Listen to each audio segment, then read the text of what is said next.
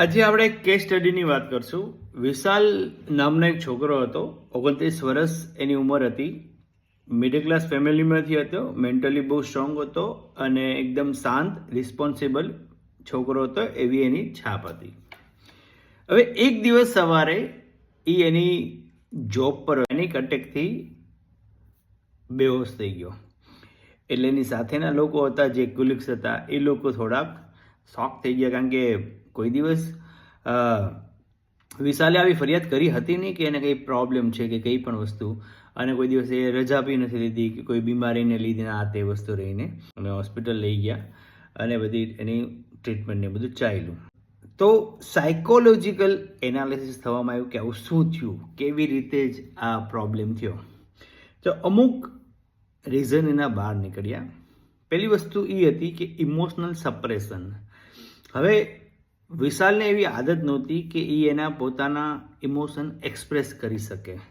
એ કોઈ દિવસ કોઈ એનો પ્રોબ્લેમ કોઈને કહેતો જ નહીં, અને એ બધું અંદર ને અંદર રાખતો, અને એને એવું લાગતું હતું કે હું કોઈને કહીશ કે હું સ્ટ્રેસમાં છું કે કંઈ પણ પ્રોબ્લેમ છે તો એ મારી વીકનેસ છે એવું સાબિત થશે. એટલે આ વસ્તુના લીધે એ ચૂપ રહેતો. બીજી વસ્તુ હતું કે એની સેલ્ફ એક્સપેક્ટેશન બહુ હાઈ હતી. એ બીજાની સાથે પોતાની જાતને કમ્પેર કરતો કે ઓલું સારો છે, હું આમ છું, ઓલું તેમ છે, ઓલા પાસે આ છે, આ છે, એવું એક્સપેક્ટેશન બહુ હતી, અને એને બેસ્ટ કરવા માટે એ ખૂબ જ મહેનત કરતો હતો. ત્રીજી વાત, એ કોઈ દિવસ કોઈને ના કે ડિસઅપોઇન્ટ નહોતા કરી શકતો.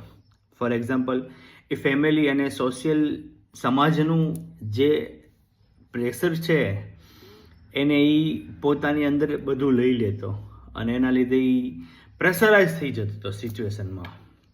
ત્રીજી વસ્તુ કે એના કોઈ ફ્રેન્ડ નહોતા, એના કોઈ ક્લોઝ ફ્રેન્ડ નહીં, એનું કોઈ વ્યક્તિ નહોતું કે જ્યાં પોતાની જાતને ખોલી શકે, પોતાના ઇમોશનને એ કહી શકે, કે કોઈ પોતાના પ્રોબ્લેમને કહી શકે, એવું કોઈ એની પાસે હતું જ નહીં.